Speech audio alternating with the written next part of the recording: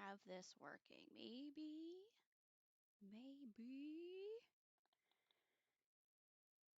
Let's see. Oh, it does work. It's a miracle. Oh my goodness. Oh, how's it going? How y'all doing?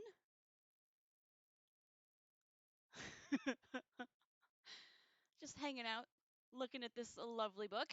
Uh, just sipping some tea. I've got my dinner. I've got my cough drops. My Yukakusan in case my throat needs a little something something, you know. And I've got some pork tenderloin in a bowl with Pikachu on it. It's so nice. It's so nice. Anyways, how are y'all doing today? Hopefully there's somebody out there watching. I'm just gonna eat my dinner for a little bit while we're reading. Just vibing, hanging out.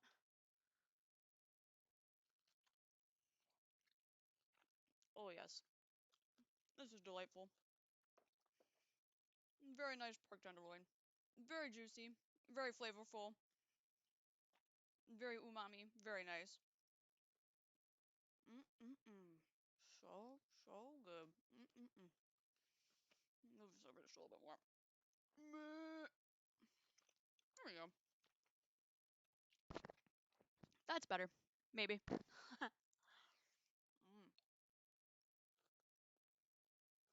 Mm-mm-mm. Delightful.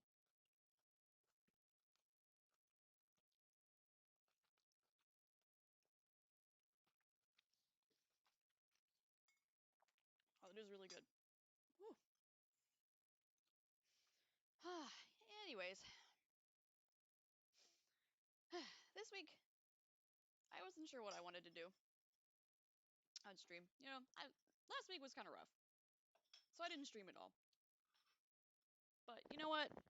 It's a new week. It's a new me. It's new whatever. New vibes, whatever. So let's just decide to do something a little bit different, you know? Something a little bit different. So why don't we read? Why don't we read? Because reading is fundamental, and I haven't read anything in a long time. So let's get started, shall we? All right. So today we're reading The Tale of Genji. Why? Because I want to. It's my The Tale of Genji is it's one of those classics that I hear so much about when I talk with my friends and kimono friends and tea friends and all kinds of friends that are interested in Japanese culture. This book gets talked about a lot in those circles. And to be honest, I don't really know much about it other than there was a dude, he was really pretty, he was kind of a hoe, and then he died.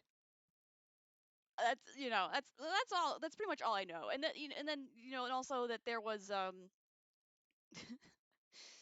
like something to do with incense, something to do with incense and patterns for that and things like that. So there's a lot of things that stem from this book, a lot of historical things that come out of this book. And I was I'm going to be attending a lecture later on about this, regarding some of this, and I figured what better way to study for that than just to read out loud to everyone the public domain translation of the Tale of Genji. You know, the Tale of Genji by Lady Murasaki, and translated from the Japanese by Arthur Whaley. So this was 1925. So we're in the clear on public domain here. So let's see here. We're not going to read the preface. So just looking at the table of contents, right?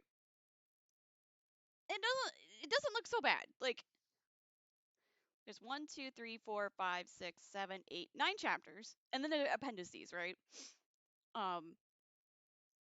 And And then we get a preface, which we already passed by because whatever. We got list of most important persons. That might be helpful.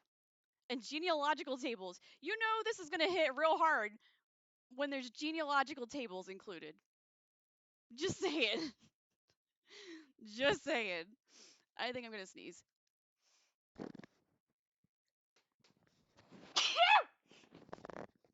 I sneezed. All right. Sorry about that. All right. So basically, this book is a bit of a tank, allegedly, but we're gonna try it. You know, we're gonna try it. Um, so we're gonna start with chapter 1 with Kiritsubo. I wonder what that's about. So that's like a 20-page chapter. Okay. And then chapter 2 is like 50 pages.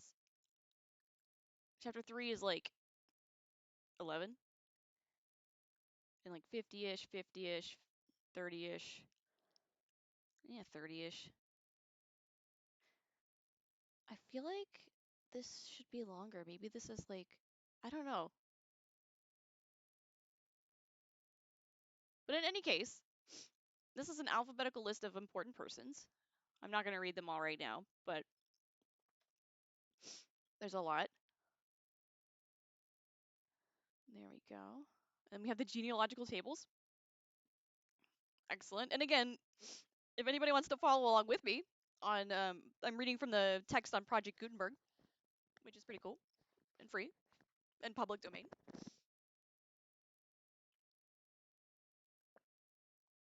Oh my god, I gotta have some of this tea and blow my nose because the figures. The moment I start a stream and I start reading, my nose is it's just popping off. Excuse me for a moment.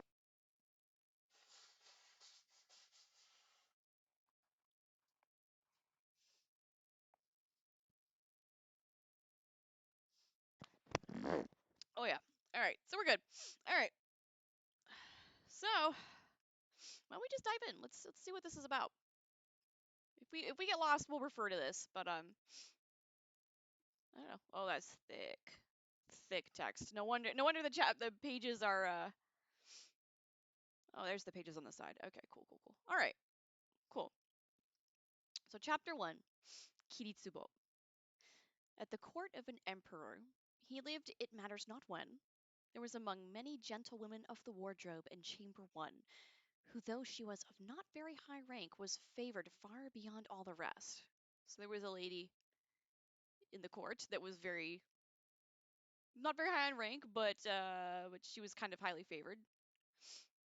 So that the great ladies of the palace, each of whom had secretly hoped that she herself would be chosen, looked with scorn and hatred upon the upstart who had dispelled their dreams.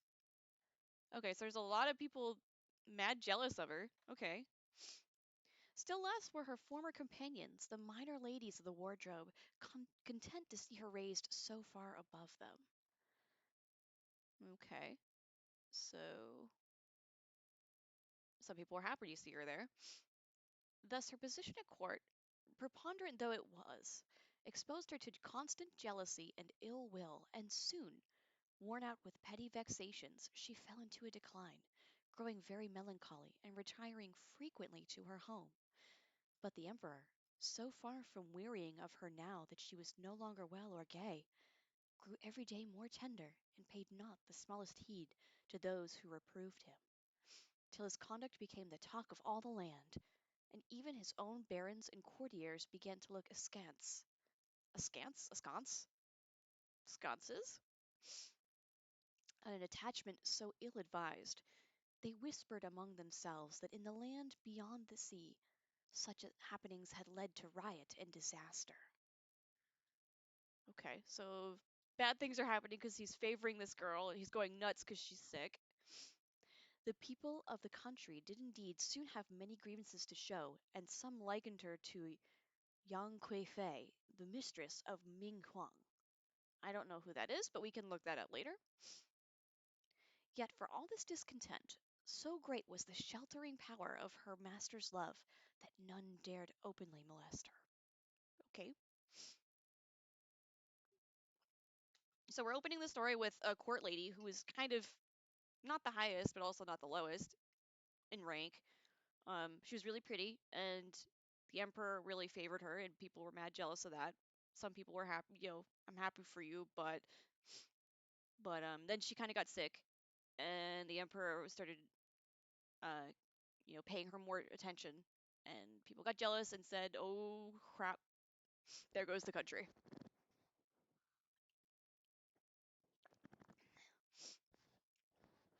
But still, the emperor's love was so long, huh? The emperor's love was so strong for her that no one messed with her. Her father, who had been a counselor, was dead.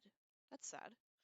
Her mother, who never forgot that the father was in his day a man of some consequence, managed, despite all difficulties, to give her as good an upbringing as generally falls to the lot of young ladies whose parents are alive and at the height of fortune. It would have helped matters greatly if there had been some influential guardian to busy himself on the child's behalf. Unfortunately, the mother was entirely alone in the world, and sometimes, when troubles came, she felt very bitterly the lack of anyone to whom she could turn for comfort and advice. But to return to the daughter. Okay, so now they're talking about her parents. Her dad was dead. Her dad died. He was a counselor. Okay. So he tried really hard to give her a good upbringing, um, but she didn't really have. But he died, and she didn't really have like I guess a paternal figure in her life, and so it was just her mom, and her mom was very bitter with the world that she had to do this all alone. Good background info right there. But to return to the daughter, in due time she bore him a little prince, perhaps who, or prince who, perhaps because in some previous life a close bond had joined them, turned out as fine and as likely a man-child as well might be in all the land. So she had a kid with the emperor, and he's fine. The emperor could hardly contain himself during the days of waiting. But when, at the earliest possible moment, the child was presented at court, he saw that the rumor had not exaggerated its beauty. His eldest born prince was the son of Lady Kolkiden, the daughter of the Minister of the Right, and this child was treated by all with the respect due to an undoubted heir apparent. But he was not so fine a child as the new prince. Ooh, rival. Okay, okay. So this is a really pretty baby, apparently, and the emperor's eldest son of Lady Kolkiden, apparently, he's not quite as fine as the new prince. So that's probably gonna cause some problems. Foreshadowing. Moreover, the emperor's great affection for the new child's mother made him feel the boy to be in a peculiar sense his own possession. Unfortunately, she was not of the same rank as the courtiers who waited upon him in the upper palace, so that despite his love for her, and though she wore all the airs of a great lady, it was not without considerable qualms that he now made it his practice to have her by him, not only when there was to be some entertainment, but even when any business of importance was afoot. Okay, so this lady, like, he really likes her. CHICKENCAM fixing it. So he really, really, really, really likes this lady. That we still don't know her name. We're just talking about a daughter, um, who the emperor really, really, really, really loved, apparently. Um, so he's basically since this pretty baby was born, like he's had her at his side basically at all times, and people are kind of pissed, is what it seems like.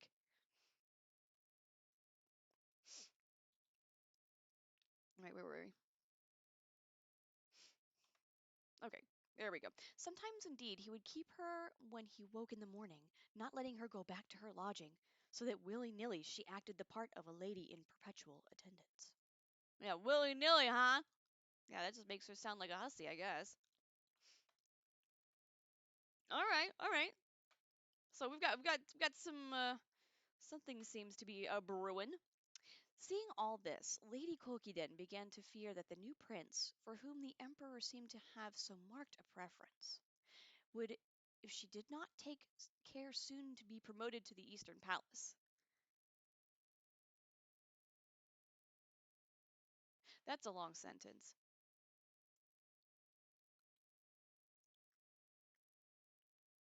Okay, well, she'd not soon be promoted to the Eastern Palace. Okay, so the kid would be promoted, and she would be she'd be pissed if that she didn't do something about that. Okay, but she had, after all, priority over her rival. The emperor had loved her devotedly, and she had borne him princes. It was even now chiefly the fear of her reproaches that made him uneasy about his new way of life. Thus, though his mistress could be sure of his protection, there were many who sought to humiliate her, and she felt so weak in herself that it seemed to her at last as though all the honors heaped upon her had brought with them terror rather than joy. All right, so this lady that had the pretty baby is like caught between a rock and a hard place because, like, yeah, it's great that he's paying so much attention to her, but then you've Lady Kokiden who's like, oh hell no, this ain't happening. Ooh wee, something's going down.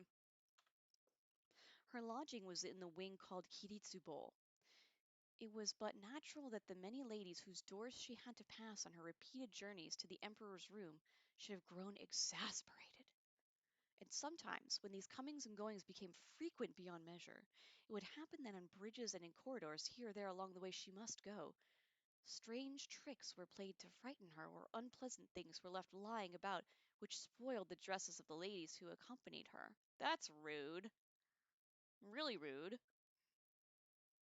Once indeed someone locked the door of a portico, so that the poor thing wandered this way and that for a great while in sore distress. So many were the miseries into which the state of affairs now daily brought her that the emperor could no longer endure to witness her vexations, and moved her to the Koroden.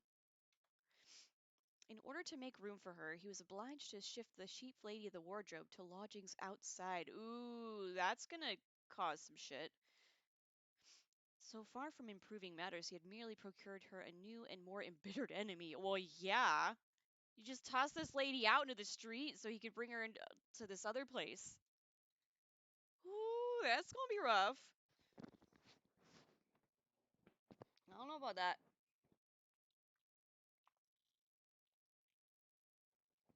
I don't know about that. The young prince was now 3 years old. The putting on of the trousers was performed with as much ceremony as in the case of the heir apparent. The putting on of the trousers. That's a really elegant way to describe some kind of a christening. The putting on of the trousers. All right. Um, I don't know much about that, but I guess we'll look at it later. Marvelous gifts flowed from the imperial treasury and tribute house. This too incurred the censure of many, but brought no enmity to the child himself, for his growing beauty and the charm of his disposition were a wonder and delight to all who met him. Indeed, many persons of ripe experience confessed themselves astounded that such a creature should actually have been born in these latter and degenerate days. Too pure for the times he lived in, I guess. In the summer of that year, the lady became very downcast. She repeatedly asked for leave to go to her home, but it was not granted. For a year she continued in the same state. The emperor, to all her entreaties, answered only, "Try for a little while longer." Oh God. But she was getting worse every day, and when for 5 or 6 days she had been growing steadily weaker, her mother sent to the palace a tearful plea for her release. Fearing even now that her enemies might contrive to put some unimaginable shame upon her, the sick lady left her son behind and prepared to quit the palace in secret. The emperor knew that the time had come when, little as he liked it, he must let her go. But that she should slip away without a word of farewell was more than he could bear, and he hastened to her side. He found her still charming and beautiful, but her face very thin and wan. Okay. She looked at him tenderly, saying nothing. Was she alive? So faint was the dwindling spark that she scarcely seemed so. Jeez. So this lady's like basically dying, and he's like not letting her do anything. Buenas. Hi, Yota Yota. Queremos, no me la cantes, pa me está dejando de loco. I don't speak Spanish. No habla español, lo siento. Lo siento.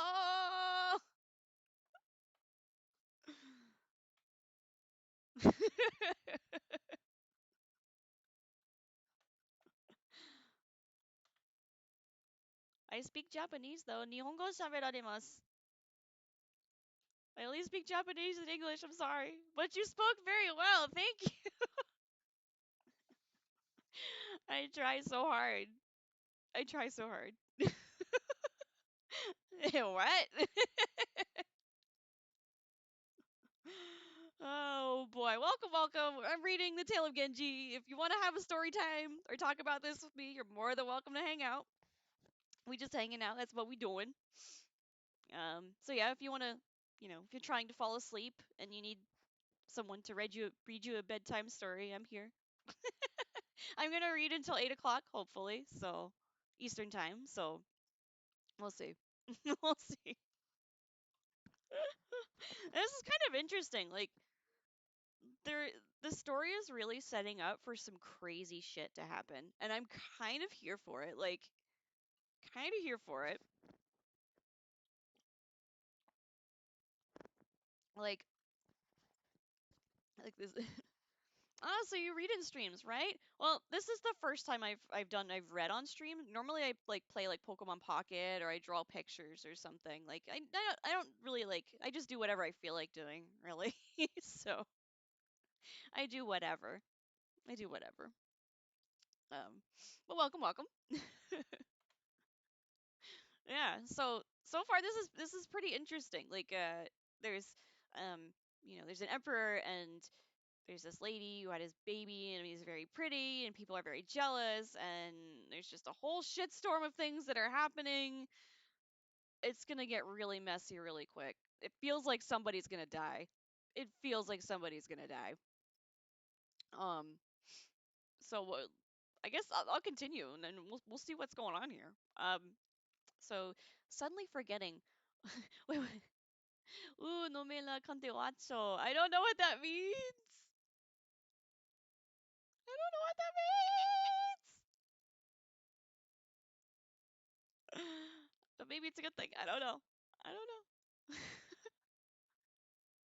Oh, where am I from? Oh, I'm from the U.S. I'm from the U.S. I lived in Japan for 8 years, but I live in the U.S. Yeah. All right. So let's see here. Where was I? Ah, yes, yes, yes, yes. So, oh, amazing. Thank you. So suddenly forgetting all that had happened and all that was to come, he called her by 100 pretty names and weeping showered upon her 1,000 caresses, but she made no answer.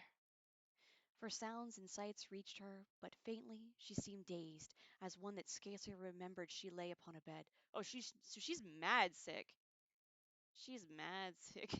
Read it in Japanese just for fun. I would, but in Japanese, like I would need to know like classical Japanese to read this in Japanese. Like this is literally like a several hundred-year-old story. It's a very old story. Um and yeah, I would have to I can't read classical Japanese. I can read it maybe like an elementary school kid level. So if I had like a picture book, maybe. But otherwise, I guess I could try someday maybe. I don't know. We'll see. We'll see. So seeing her thus, he knew not what to do. In great trouble and perplexity, he sent for a hand litter. Okay, so he wants someone to pick her up. Yo, bring me my lady. But when they would have laid her in it, he forbade them, saying, "There was an oath between us that neither should go alone upon the road that all at last must tread. How can I now let her go from me?" So she's not allowed to die unless he dies with her, apparently. This emperor. So why you lived in Japan, can I ask? Of course, yeah. I taught English for a long time. I taught English for like 8 years in Japan. It was awesome. It was a lot of fun. So very, very, very fun. All right. So then the lady heard him, and at last, she said, though that desired at last become, because I go alone, how gladly would I live. Excellent. Japan, it's like the animes? I mean, yes and no. There are some things that are like anime, like, I don't know, the scenery and convenience stores and what have you, but there's some things that are not like the anime. So, whoop, chicken's awake. What is she doing?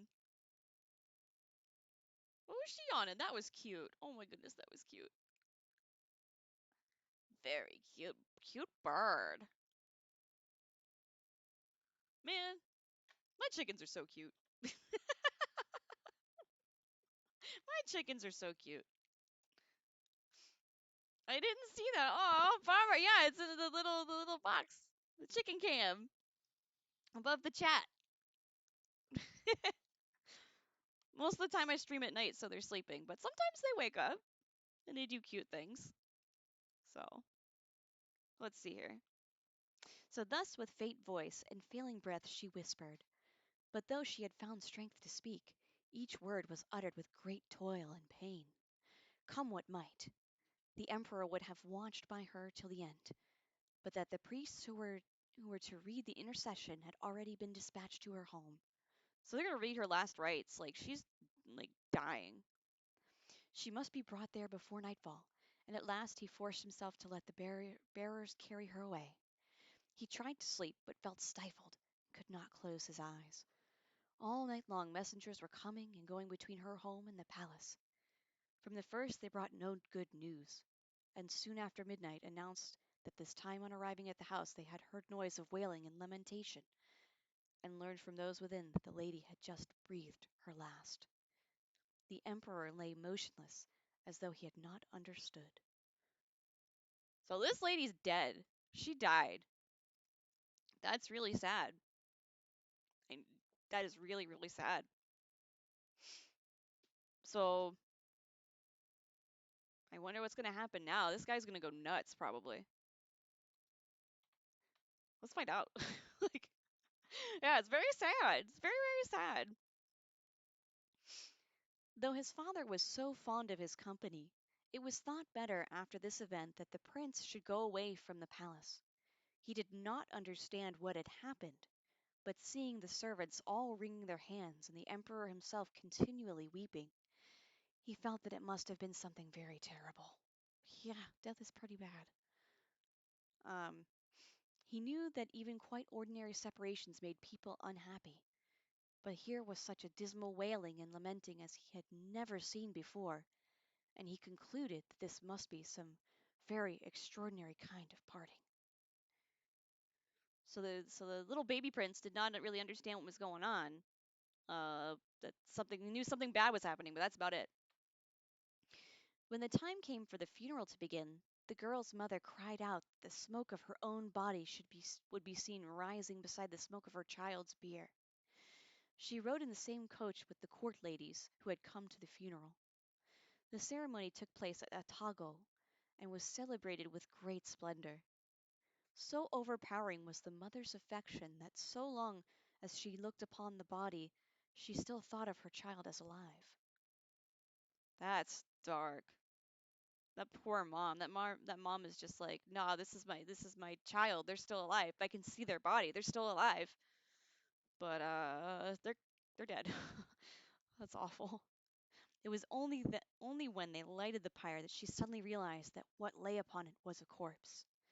Then, though she tried to speak sensibly, she reeled and almost fell from the coach, and those with her turned to one another and said, "At last she knows." Yeah, so it just didn't hit her until then. That's crazy. A herald came from the palace and read a proclamation which promoted the dead lady to the third rank. Okay, so posthumous stuff, giving her a higher rank.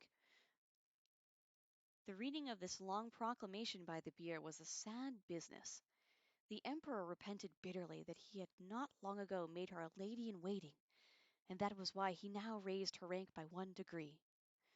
There were many who grudged her even this honor, but some less stubborn began now to recall that she had indeed been a lady of uncommon beauty, and others that she had very gentle and pleasing manners, while some went so far as to say it was a shame that anybody should have disliked so sweet a lady, and that if she had not been singled out unfairly from the rest, no one would have a word against her.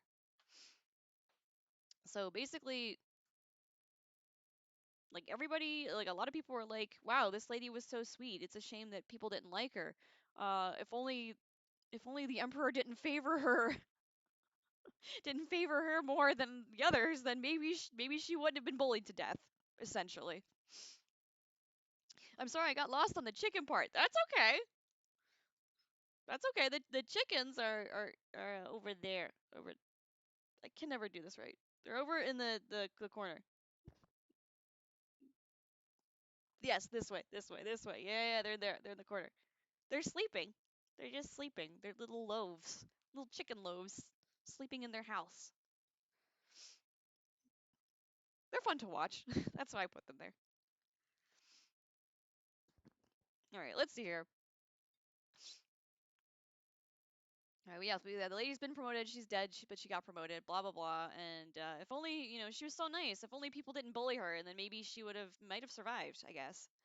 Um, or if she hadn't been so showered with so much attention from the emperor, then maybe she wouldn't have been bullied to death. Wow, victim blaming at its finest. The 7 weeks of mourning were, by the emperor's order, minutely observed. Time passed, but he still lived in rigid seclusion from the ladies of the court. So he's just telling everybody to fuck off. He's so sad. The servants who waited upon him had a sad life, for he wept almost without ceasing both day and night. I mean, that sucks. That's terrible. Kolkiden and the other great ladies were still relentless, and went about saying it looked as though the emperor would be no less foolishly obsessed by her memory than he had been by her person. Man, they're so jealous. They're just still talking shit. Like, that's crazy. He did indeed sometimes see Kokiden's son, the firstborn prince, but this only made him long the more to see the dead lady's child, and he was always sending trusted servants, such as his own old nurse, to report to him upon the boy's progress. The time of the autumn equinox had come. Already the touch of the evening air was cold upon the skin. So many memories crowded upon him that he sent a girl, the daughter of his quiver bearer, with a letter to the dead lady's house. It was beautiful moonlit weather, and after he had dispatched the messenger, he lingered for a while gazing out into the night. It was at such times as this that he had been wont to call for music. He remembered how her words, lightly whispered, had blended with those strangely fashioned harmonies, remembered how all was strange, her face, her air, her form. He thought of the poem which says that real things in the darkness seem no realer than dreams, and he longed for even so dim a substance as the dream life of those nights. So he's really just kind of like being reminded by all these lovely times he had with her, and it just wish that his dreams could be real, essentially, I guess. He's so sad. He's so, so sad. Relentlessly sad. The messenger had reached the gates of the house. She pushed them back, and a strange sight met her eyes. The old lady had for long been a widow, and the whole charge of keeping the domain in repair had fallen upon her daughter, who's now dead. But since her death, the mother, sunk in age and despair, had done nothing to the place, and everywhere the weeds grew high. To all this desolation was added the wilderness of the autumn gale. So it's just like weeds everywhere, and it's windy, and it's wild, and this house looks like shit. Because the daughter was supposed to do upkeep on the house, but she died, and she was never home anyway, so the house looks like shit. Great clumps of mugwort grew so thick that only the moonlight could penetrate them. The messenger alighted at the entrance of the house.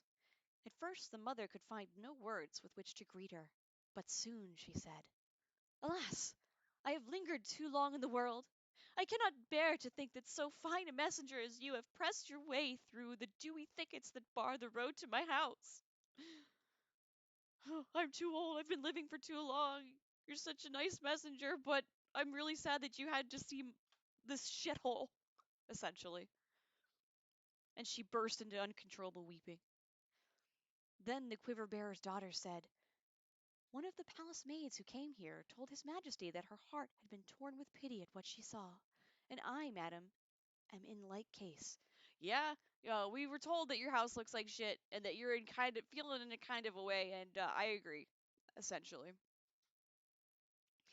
Then, after a little hesitation, she repeated the emperor's message. For a while I searched in the darkness of my mind, groping for an exit from my dream, but after long pondering I can find no way to wake. There is none here to counsel me. Will you not come to me secretly? It is not well that the young prince should spend his days in so desolate and sad a place. Let him come too. This he said and much else, but confusedly and with many sighs, and I, seeing that struggle to hide his grief from me was costing him dear, hurried away from the palace without hearing all. But here's a letter that he sent. Yeah, so this guy, he's really upset and everything's a nightmare, and he needs someone to talk to. Can you come and bring the kid? Um, but then he cried so much that I had to leave. And by the way, here's a letter. Interesting. All right. So my sight is dim, said the mother. Let me hold his letter to the light. The letter said, I had thought after a while there might be some blurring, some slight effacement, but no. As days and months go by, the more senseless, the more unendurable becomes my life. I am continually thinking of the child, wondering how he fares. I'd hoped that his mother and I together would watch over his upbringing. Will you not take her place in this, and bring him to me as a memory of the past?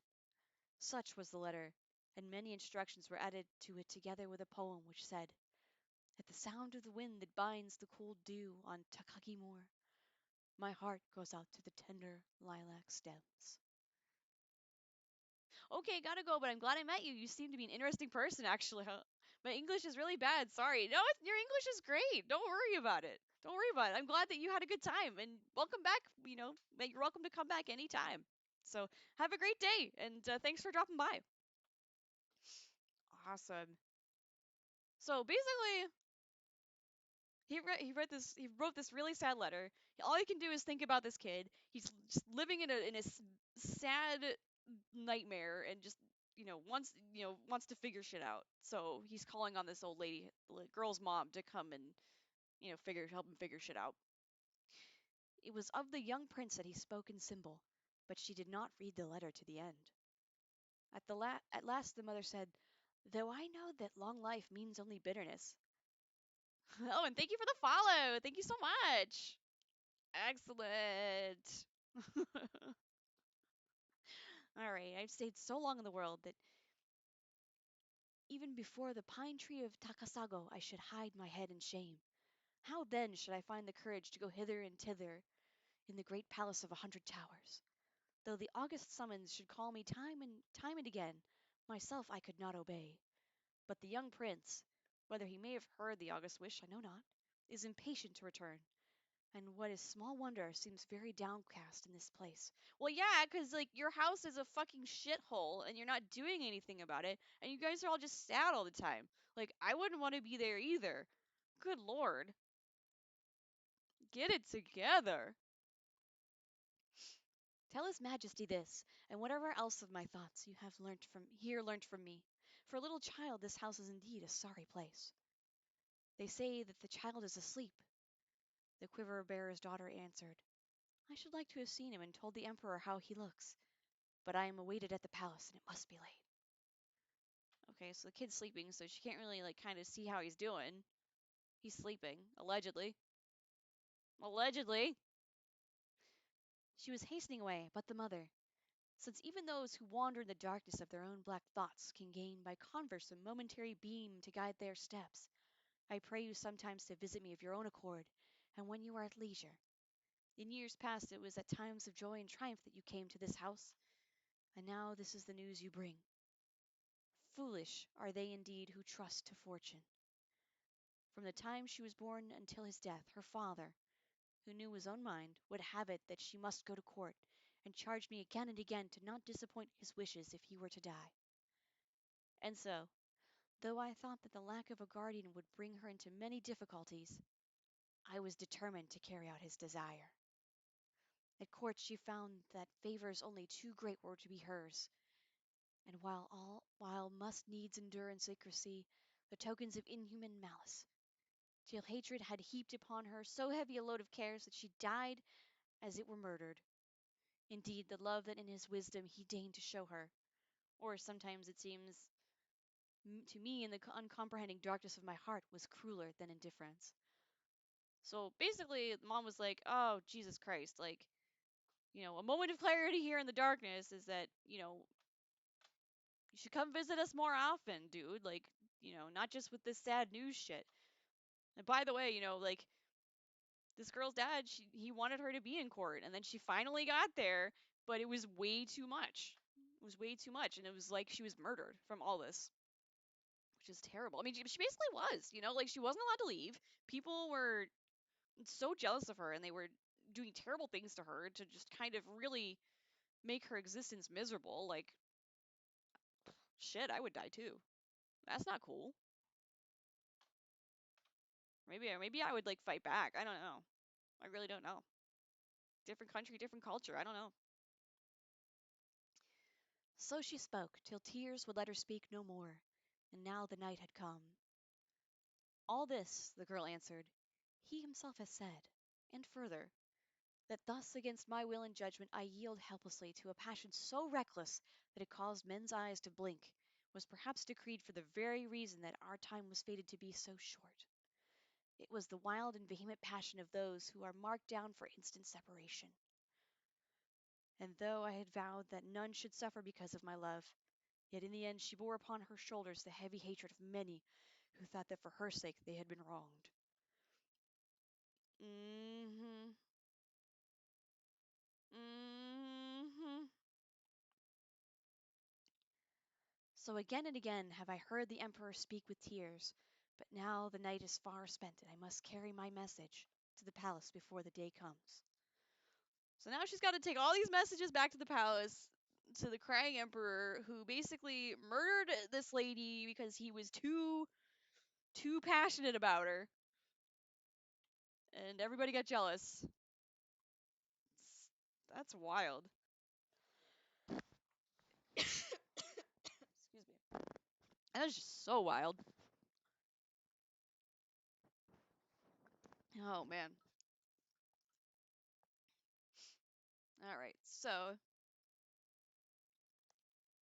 she, weeping too, spoke as she hurried away. But the sinking moon was shining in a cloudless sky, and in the grass clumps that shivered in the cold wind, bell crickets tinkled their compelling cry. It was hard to leave these grass clumps, and the quiver bearer's daughter, loath to ride away, recited the poem which says, ceaseless as the interminable voices of the bell cricket, all night till dawn my tears flow. The mother answered, upon the thickets that teem with the myriad insect voices falls the dew of a cloud dweller's tears, for the people of the court are called dwellers above the clouds. Wow, that's pretty on the nose. Then she gave the messenger a sash, a comb, and other things that the dead lady had left in her keeping, gifts from the emperor which now, since their use was gone, she sent back to him as mementos of the past. Oh, that is like, I mean, I guess that's kind of, maybe that's a nice thing that she's sending, like that she's sending everything back. Like, here's something to remember her by. Like, you gave her these. Here's something to remember her by. It's really nice, but I feel like that would just make him cry even more. The nursemaids who had come with the boy were depressed not so much at their mistress's mother or mistress's death at being suddenly deprived of the daily sights and sensations of the palace. They begged to go back at once. But the mother was determined not to go herself, knowing that she would cut too forlorn a figure. I don't know, man. They're like, this dude's crying every day. Like, y'all maybe should like trauma bond together or something. Like, get it together. Like, I know mourning, like, yeah, you mourn at your own pace, but you can heal together. You know. On the other hand, if she parted with the boy, she would be daily in great anxiety about him. That's fair. That was why she did not immediately either go with him herself or send him to the palace. That's fair. She knew she would be way too anxious about that. She'd be so protective, and she would just get in the way. That's fair. The quiver bearer's daughter found the emperor still awake. He was, upon pretext of visiting the flower pots in the front of the palace, which were then in full bloom, waiting for her out of doors, while 4 or 5 trusted ladies conversed with him. Okay. At this time, so she's back. At this time, it was his wont to examine morning and evening a picture of the everlasting wrong, the text written by Teiji no In, with poems by Issei and Tsurayuki, both in Yamato speech, and in that of the men beyond the sea, and the story of this poem was the common matter of his talk. Interesting. Now he turned to the messenger and asked eagerly for all her news, and when she had given him a secret and faithful account of the sad place whence she had come, she handed him the mother's letter. His Majesty's gracious commands I read with a reverence deeper than I can express, but their purport has brought great darkness and confusion to my mind. All this, together with a poem in which she compared her grandchild to a flower which has lost the tree that sheltered it from great winds. Oh, that's so sad. Was so wild and so ill writ as only to be suffered from the hand of one whose sorrow was as yet unhealed. Jesus. Yeah.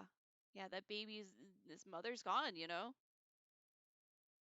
she was very protective of him. She had to be probably, with all these jealous ass people around. And now who knows what's going to happen. Again the emperor strove for self-possession in the presence of his messenger. But as he pictured to himself the time when the dead lady first came to him, 1,000 memories pressed thick about him, and recollection linked to recollection carried him onward, till he shuddered to think how utterly unmarked, unheeded all these hours and days had fled. Yeah, time flies, brother. At last he said, I too thought much and with delight how with most profit might be fulfilled the wish that her father, the counselor, left behind him. But of that no more. If the young prince lives, occasion may yet be found. Lives? If the young prince,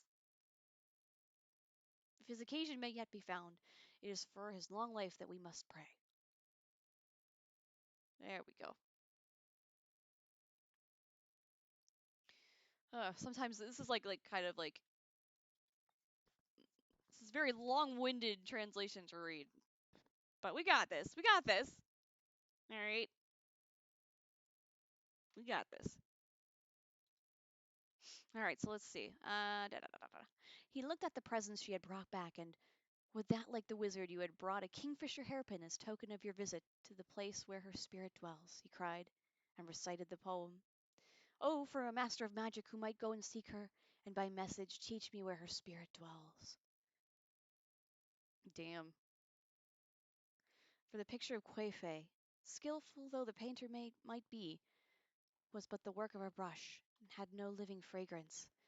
And though the poet tells us that Quefe's grace was that of the hibiscus of the royal lake or the willows of the Weiyang palace, the lady in the picture was all paint and powder and had a simpering Chineseified air. Is that a real word?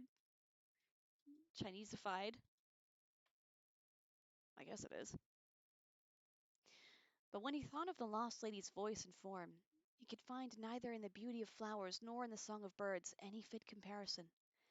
Continually he pined that fate should not have allowed them to fulfill the vow which morning and evening was ever talked of between them, the vow that their lives should be as the twin birds that share a wing, the twin trees that share a bough. The rustling of the wind, the chirping of an insect would cast him into deepest melancholy. And now Kokiden, who for a long while had not been admitted to his chamber, must needs sit in the moonlight making music far into the night.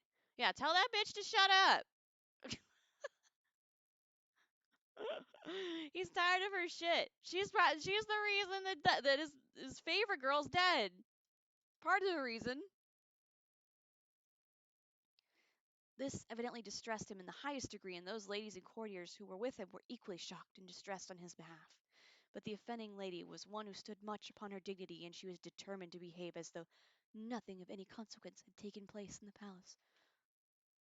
So she's just trying to live her life, or her trying to force everybody around her to pretend like nothing happened because this girl that she was so jealous of, was basically murdered by her. That's freaking wild. Yeah, and how selfish. Yeah. So everyone here's sad, but you know what? Fuck it. I'm gonna pretend like everything is fine. I'm gonna play my harp or whatever, like all into the night and make everybody mad. Like, great. That's not the best thing to be doing. Not the best thing to be doing, I don't think. Ugh. Wow. This is so depressing. Like, is this whole book depressing? Like, this is like the most depressing shit I've ever read. This is I don't know. Very, very, very Japanese Game of Thrones, I guess.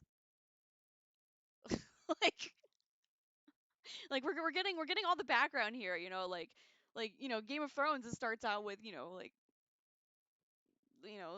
King Robert going to Winterfell, and then we learn about all these sad backstories and why he's married to who he's married to, and blah blah blah blah blah, and like this is all like kind of similar. It's like something we're getting the sad tragic backstories of all these court people and like all the stuff that happens and the backstabbing and like shit talking and things like that. Like, dang, this is so depressing though. Like, this is like everybody's just sad or like full of malice. I don't know.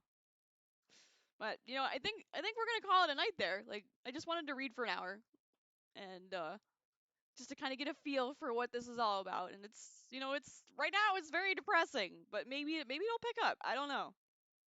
Maybe it'll pick up. We'll see. We'll see. All right. So we're leaving off blah blah blah on page 29.